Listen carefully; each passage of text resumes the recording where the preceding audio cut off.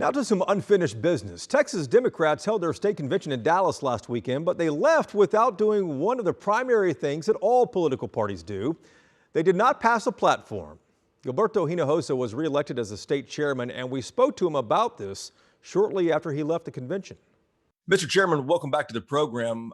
Congratulations on getting reelected, first of all. But I want to ask you about Democrats leaving the state convention last weekend without having passed a platform. You appointed a special committee to do that. What physically will happen next? We still have to decide exactly how this is going to work. We're going to have a meeting tonight with the staff and the officers of the Texas Democratic Party, and we'll decide exactly how to do this. I think it would be very difficult and cumbersome to try to have uh, to convene all the delegates again by Zoom, and I'm not sure that would work. So I think that what we're going to do is run it through the executive committee and have the executive committee adopt the platform.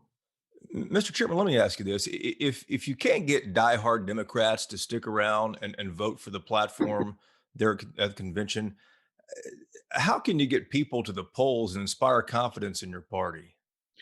Well, look, I mean, people have been working till late at night for 2 days solid. Um, they had flights to catch, right? They had to get out of the hotel. They had things to travel. They had to, those that drove had to travel long distances. It's been debated extensively in the platform committee and reported it out. In the times that I have been the chair in the last 10 years, there have been very, very few, if any, changes made to the platform by the convention. They take a look at the platform. They 99% of the time are happy with what it is, as reported out by these two committees that have already met, and they adopt it almost unanimously. But there should be a majority of delegates when that happens, and it just couldn't happen then. The Republican National Committee has invested directly in Texas, as you likely know, opening community centers in the Rio Grande Valley and North Texas and the city of Capel and other places like that. The RNC is visible here, and Democrats have complained to me that the Democratic National Committee just hasn't made the same investment. Why do you think it is that the DNC isn't taking Texas as seriously as the Republicans are? They actually are. But we don't do these little show things that the Republican Party does. I mean, for example, I'll give you an example. They opened up an office in McAllen, what, 6 months ago, and there was a big fanfare.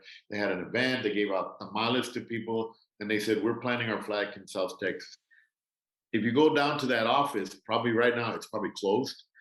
They have one person manning it, and they're essentially doing nothing. The Democratic National Committee, however, opened up an office in McAllen. It's already staffed by about 8 people.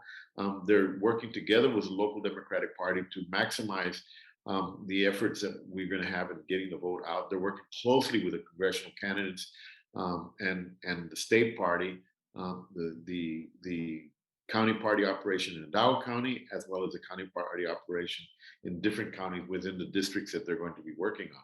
So they are investing. Democratic National Committee is providing funding to the state of Texas to do things like voter registration. The amount of money that they've invested with the Texas Democratic Party is unprecedented in Texas to help us prepare to put together a massive voter registration program in the state of Texas. They're providing funding for Asian American outreach in the state of Texas. Is that for the November election, Mr. Chairman, Yeah, or is yeah. that in the past? That's now. That's now. Mr. Chairman, we appreciate the time. Thank you.